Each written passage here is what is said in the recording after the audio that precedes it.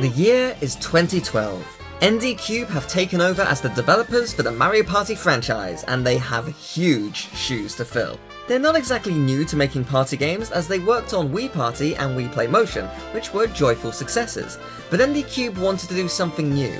They wanted to make Mario Party 9 memorable, and they sure succeeded in doing that. The entire concept of Mario Party has been completely turned on its head, and it kinda sucks. What the is this? Whether I won or lost, I did not enjoy that very much. This game is pretty boring. So, yeah, people don't like this game. The game came out on March 2nd in Europe, a whole 9 days before America, and because I'm a fan of the series, I really wanted to make some videos, and whoa, mother! Look at those views! Oh, baby! Yeah, some of these videos have done alright. Not my best work, especially since this was 10 years ago and my personality was obnoxious. But hey, we get better, we learn, we make high quality videos now.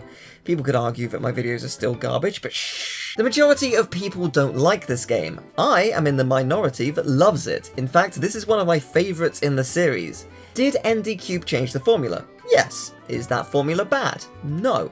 Sure, it's a very different experience, and if you're looking for the classic Mario Party gameplay, which we can all agree is amazing, then you might be disappointed. But if you box yourself into yearning for the past, you're missing something pretty great. It is true that the gameplay style probably does get worse as more titles are released, but specifically talking about Mario Party 9 here, they nail it. So, 10 years on, let's take a look at the most divisive Mario Party game. What is it about mostly luck-based games that people like? Is it the competitive element? I won the board! I'm the luckiest person in the world! Oh, maybe I should go buy a lottery ticket. Or maybe it's the bits in between, where there's no luck involved at all. The minigames in the Mario Party series are famously incredibly fun and rarely become dull, so maybe it is that. I sure as hell get annoyed when luck intervenes and gives my opponent a star for just landing on a space at pure chance. But then again, minigames like Bowser's Big Blast is incredibly fun because it's intense due to it being luck. Perhaps feeling rage at horrible luck coming your way is part of the thrill. Don't you agree, you little masochist? It's probably different strokes for different folks, different dice for different mice, right? I'd argue maybe the best part of Mario Party isn't the winning or being the luckiest in the room, it's the strategy of overcoming luck that feels good. I found a way to single-handedly screw my opponent over and now I'm in the lead. So maybe that's why Mario Party 9 didn't do as well. It's kind of impossible to send your opponent to the other side of the board and steal the star first when you're both in the same vehicle racing towards the same goal at all times.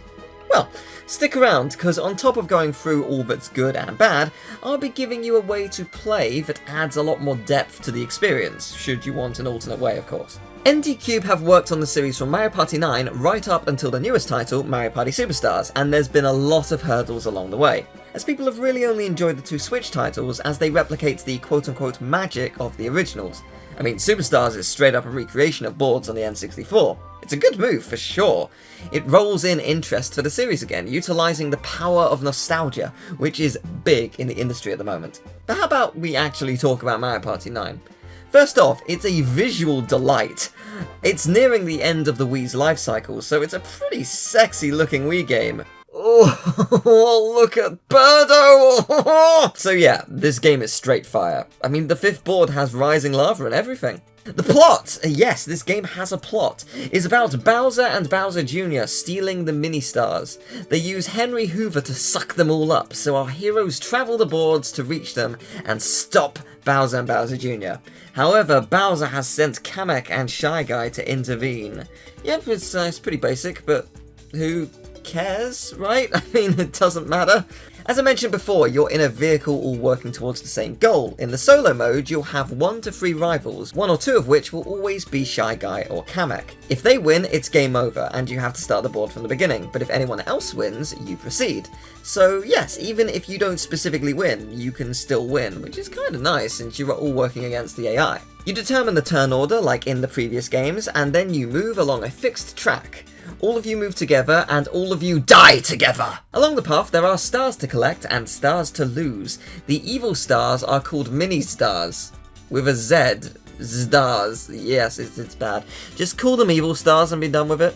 You can land on dice spots, minigame zones, Bowser spaces that can shake things up, backward spaces, forward spaces, exclamation point spaces which can get you an extra dice or steal stars from someone or what have you.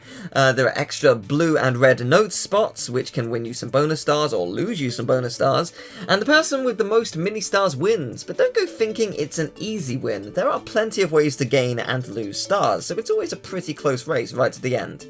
If you've not seen this before, you're probably looking at this thinking that there's not a huge amount of strategy, but that's where you'd be wrong. You can collect dice throughout the board, and knowing when to utilise these is part of the fun. Some let you roll 1 to 3, some 4 to 6, 1 to 10, 0 to 1, or a slow dice between 1 to 6 to essentially choose your destination. Oh right! This is the first game where the dice doesn't go to 10, it's 1 to 6 now. You know, like a normal dice.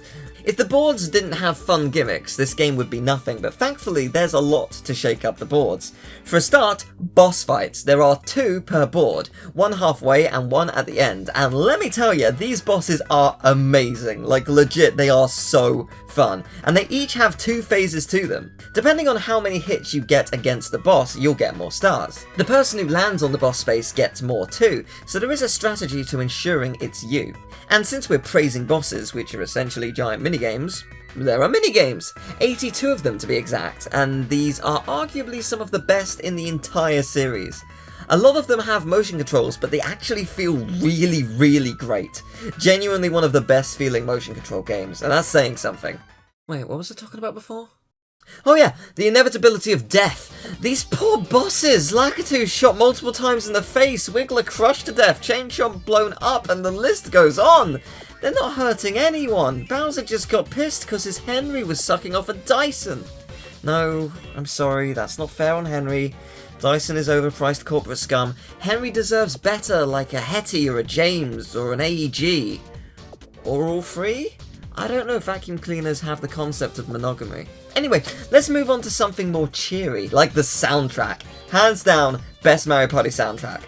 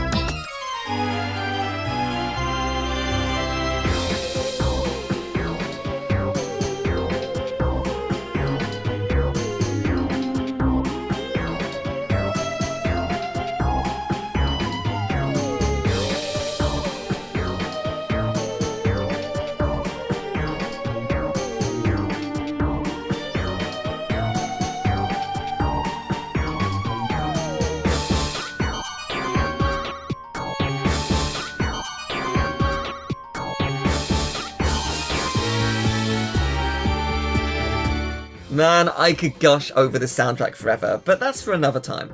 Mario Party isn't what it is without excellent boards, and the boards in this game are among some of my favourites in the franchise. Where in the original games you're looping around the same flat or varied area, in this game you're on the move, so they've put so much effort into making this whole world look vast and gorgeous. But because of the mobility, they can also implement gimmicks to spice up each board that complements the gameplay perfectly. The first board is Toad Road, and because it's the first board, there isn't really a gimmick, it's just teaching you the game. Though around 2/3 of the way through each board, there is usually a bonus area of sorts called a captain event. In the case of this board, it's an island you move up in the shape of a 9. Get it? Because it's not the 9th game, because there's a GBA title, an e-reader game, and a DS one? The second board is Bob-omb Factory, where the gimmick is connected to, you'll never guess, Bob-ombs! Once one shows up, it'll explode in 10 spaces. Just try and make sure that person isn't you, or you'll lose half your stars. It's also home to the double backward space. I have rolled a 6 on a backward space that took me into another backward space. It's kind of funny, to be fair. Probably more so when you learn that happened to me during a speedrun with one of my friends.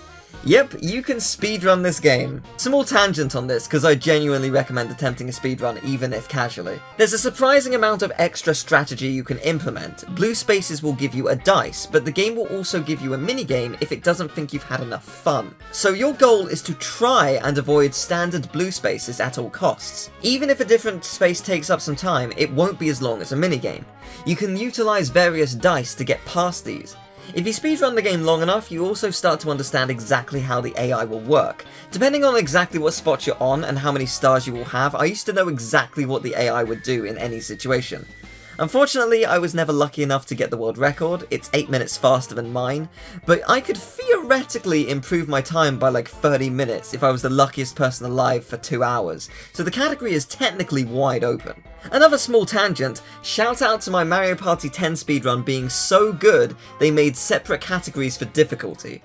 So all runs, regardless of difficulty, were on one page, but then I went and beat the world record by 4 minutes. The former world record was on easy difficulty, mine was on master, and you can only see my run if you change it to master difficulty on speedrun.com, so big rip there.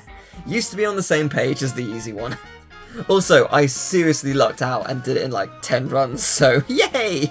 Anyway, back to the boards. The third board is Booze Horror Castle. If you're an alcoholic, this is a triggering board. The booze are constantly chasing you. Unfortunately for you, like in therapy, it's 1 step forward, 2 steps back, as the backward spaces will send you into their path to lose half of your mini-stars. The board is also a nightmare for speedruns. The final part of this board is a circle. Each time you reach this door, you have to roll the number or higher, and if you do, it'll let you proceed. If you don't, however, you'll need to do another rotation. Obviously, the more rotations, the slower it is, so you want to get in there in one shot. I discovered a genuine strategy that I'm pretty sure 100% guarantees this, but it comes with a lot of risk. If the evil AI is in first at the time of the door and they arrive at the door, they will always get the desired roll because they want to win. In solo mode, you don't choose difficulties, but it ramps up gradually, so the AI is smart enough at this point to know how to screw you. This is risky because you'll already be behind on stars, so you'll need to get enough to overtake them. As the person who opens the door, that means they'll also reach the boss, so they'll get bonus stars on that alone. So you won't get a huge boost, I think 4 if there's only 2 of you playing. Then, there are 3 sets of 5 bonus mini-stars, similarly to the original Mario Parties. These could be based on anything, like the most custom dice used, most minigames won, etc. Of course, however, if there's only 2 of you on a board, you're going to immediately lose a minigame to end it quickly if that's a possibility, so that bonus goes to them if it shows up. So, yeah, long-winded way of saying this is super hard.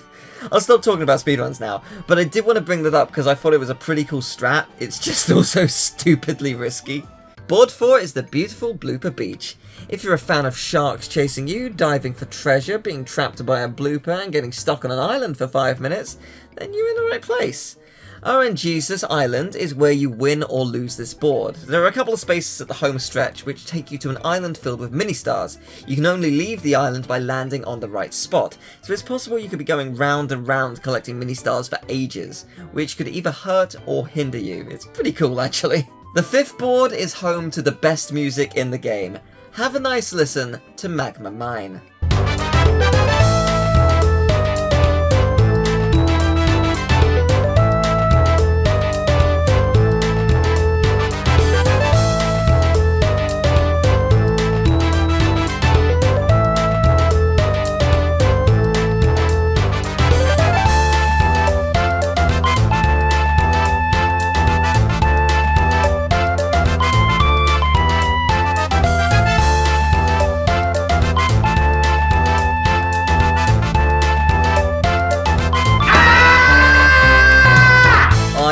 love this board. This is probably my favourite board in the game. It's intense, it's scary, it's just the perfect board for Mario Party exhilaration.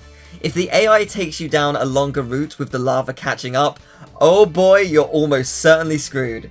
Also, as we all know, every great game has either a secret behind the waterfall or a rising lava section, so naturally, this is a great game. No disputing, no disrespect to Mario Party 9 in my house. And then we arrive at the final board. Bowser Station can dish out a tremendous amount of stars thanks to Bowser's Dyson, as they gradually get stored up throughout the board, and that's going to create a very intense game, let me tell you.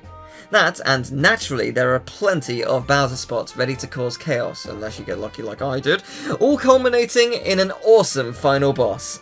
Bowser rolls a dice and brings the other bosses out to attack you. How cool is that? Oh wait, did I say that was the final board? My mistake. Mario Party 9 features a lot of really cool extras from the museum, such as Master Difficulty, a way to listen to the soundtrack. Oh yes, beautiful! Variations of the vehicles you're on per board, the credits, and some cool constellations. There's quite a few of them, and you can pay points to make fireworks and stuff. I enjoyed this way more than I probably should. But you can also buy a 7th board for 500 mini-stars. You're guaranteed to get this many by beating story mode, so it's an easy unlock. This is DK's Jungle Ruins, a board based on Drunk Koala. No, wait, sorry, Donkey Kong. It's Donkey Kong. Yeah, this is pretty neat. You go around a circular board a couple of times and collect bananas and try to avoid... Zed bananas. Why? Why is it called that? Get out of the way, you crazy apes! I'm trying to see which barrel has the most bananas. This is very distracting. Oh, that's the point. But wait, we're still not done. There's a lot of extra bonus content that's more than just play 10 minigames in a row. It's play 12 minigames in a row because it's a boss rush! I actually really appreciate that they added the boss rush, since the bosses are seriously a lot of fun. And okay, there is a 10 minigame thing like other Mario Parties. But wait, they switched it up! There are 10 minigames from different camera perspective, which add a whole new challenge. And I actually really love this idea. I'd love to see it implemented again. Also, some of them are so hard. Oh my gosh, like, genuinely, good luck. Give it a go. It's so cool. Right, okay, no fooling around. There are minigame compilations where it is just plain minigames, but there are some fun modes behind it. Win minigames to climb steps, get to the top, have a terrible, horrifying Shy Guy balloon, and then it pops behind the congratulations. Win to plant flowers, win to use blocks to earn points, take part in 5 random minigames and win points depending on which ones you actually pick before they play, and a time trial mode where you play extended versions of existing minigames with little challenges thrown in. There are so many cool little additions. I love this kind of stuff. Oh, and of course, a proper version of Goomba Bowling, a Puyo Puyo type thing. It's not Puyo Puyo, it's more like the reverse because it's on the bottom, but yeah, no, you know what I mean. I don't know what this... It's fun. It's a nice fun time. And a good game of footy with the lads. Get in there, my son! Smash that Goomba's face in! So, yeah, as you can tell, there's a lot of love poured into this game. I can't state enough how fun the minigames are, how chaotic the boards can get, how exhilarating the closing stages of the boards are regardless of which way the game goes, how gorgeous the game is, how many bops are in the soundtrack, how badass the bosses are, and much, much more. All of it is such a delight to me, and hopefully you'll give it another shot if you dismissed it back in the day. This is a different kind of Mario Party, but in my opinion, it's a fantastic one. Thank you very much for watching. I hope you enjoyed the video. If you did, I'd very much appreciate it if you left a like, subscribe, share the video around. I also have a Twitch, a Twitter, and a Patreon if you'd like to support me and the channel. Tell me, did you enjoy Mario Party 9 back in the day? Were you on the fence? Did you hate it? Would you consider going back now? And yeah, if you didn't like Mario Party 9, what's your favourite Mario Party? I do recommend giving it a go. It is a lot of fun if you give it a chance, and I do recommend trying the speedrun thing. It creates a whole new way to play when you're trying to avoid certain spaces and trying to, like, do certain things with dice. And yeah, it adds a lot more strategy if you didn't think there was enough strategy before. I would also check out another video. I'll leave it in the description, and also I will leave it at the end in the title card at the end of the video. It's a video basically called 75 Party Games You Should Play. It was previously titled We Played 75 Party Games During Lockdown. It's basically a video me and my friend made about 75 party games we've played during lockdown, and yeah, we're currently going on a journey to play every single party game ever made in order, and this video is like a compilation of all of them in a funny, scripted, well-edited, just juggernaut of a video. I'm really, really proud of it, and I think you'll really like it, so yeah, check it out. But thank you very much for watching. I'll see you next time. Take care. Bye-bye.